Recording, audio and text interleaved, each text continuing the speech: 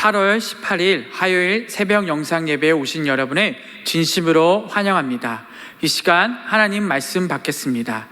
이 시간 하나님께서 주시는 말씀은 사도행전 1장 6절에서 11절 말씀입니다. 말씀의 제목은 오직 성령이 너희에게 임하시면. 사도행전 1장 6절에서 11절 말씀 제가 읽겠습니다. 그들이 모였을 때에 예수께 여쭈어 이르되 주께서 이스라엘 나라를 회복하심이 이때이니까 하니, 이르시되 때와 시기는 아버지께서 자기의 권한에 두셨으니 너희가 알 바 아니요 오직 성령이 너희에게 임하시면 너희가 권능을 받고 예루살렘과 온 유대와 사마리아 땅끝까지 이르러 내 증인이 되리라 하시니라. 이 말씀을 마치시고 그들이 보는데 올려져 가시니 구름이 그를 가리어 보이지 않게 하더라. 올라가실 때에 제자들이 자세히 하늘을 쳐다보고 있는데 흰 옷 입은 두 사람이 그들 곁에 서서 이르되 갈릴리 사람들아 어찌하여 서서 하늘을 쳐다보느냐. 너희 가운데서 하늘로 올려지신 이 예수는 하늘로 가심을 본 그대로 오시리라 하였느니라. 아멘. 사랑합니다. 오늘 새벽부터 사도행전으로 말씀을 나누게 됩니다. 복음서의 마지막 부분에는 예수님의 지상명령이 나타납니다. 사도행전은 그 지상명령을 따라 복음을 전파하는 사도들의 이야기가 담겨져 있습니다. 사도행전의 저자인 누가는 사도들은 누구인지를 1장에서 밝히고 있습니다. 2절에 보니 그가 택하신 사도들에게 성령으로 명하시고라고 기록되어 있습니다. 또 1장의 중간 부분에 가룟 유다를 제외한 11명의 사도가 기록되어 있습니다.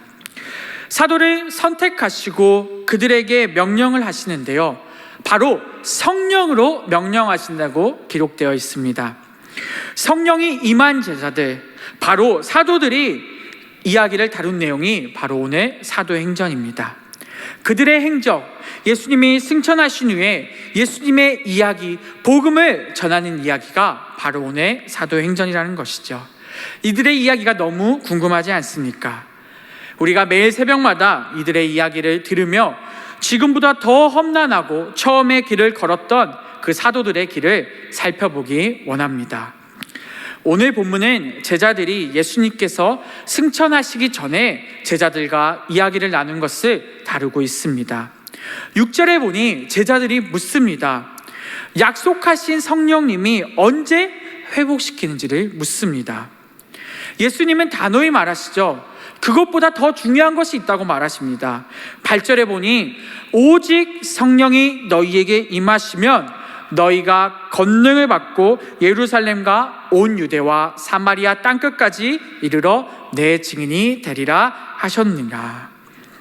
예수님은 승천하시면서 지상교회의 모든 성도들에게 귀한 사명을 말씀하고 있습니다. 이 지상명령은 땅끝까지 이르러 예수님의 증인이 되는 것입니다. 예수님께서 말씀하시는 것과 예수님의 제자들이 바라는 것에는 큰 차이가 있는 것 같습니다. 제자들은 현실에서 이스라엘 회복을 바랍니다. 예수님이 부활하셔서 기뻐하면서 예수님을 따라 예수님의 복음을 전파한다고 제자들이 말하고 있는 것이 아니라, 예수님 회복시켜 주세요, 예수님 저희가 원하는 것을 이뤄주세요, 이렇게 말하고 있다는 것이죠. 그 회복이 무엇입니까? 로마의 압제에서 벗어나서 자유로운 삶을 살고 부유로운 삶을 살고 매일 입고 먹는 것이 걱정 없는 삶을 살게 해달라는 것이죠. 권력을 누리고 영광받는 삶을 제자들은 아직도 꿈꾸고 있다는 것입니다.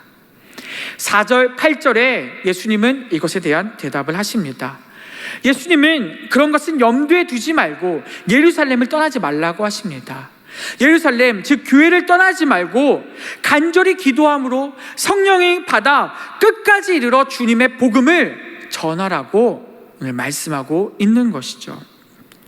우리는 이렇게 살 때 우리는 이 결과를 더욱 잘 알고 있습니다. 우리의 영혼이 더욱 잘 되고 믿음이 온전하게 되고 성숙하고 든든하게 우리가 살아갈 것입니다. 그런데 제자들은 정치적이고 세상적이고 인간적인 의식에서 아직 벗어나지 못한 세상의 권리를 추구하고 있는 삶을 아직도 살고 있었던 것이죠.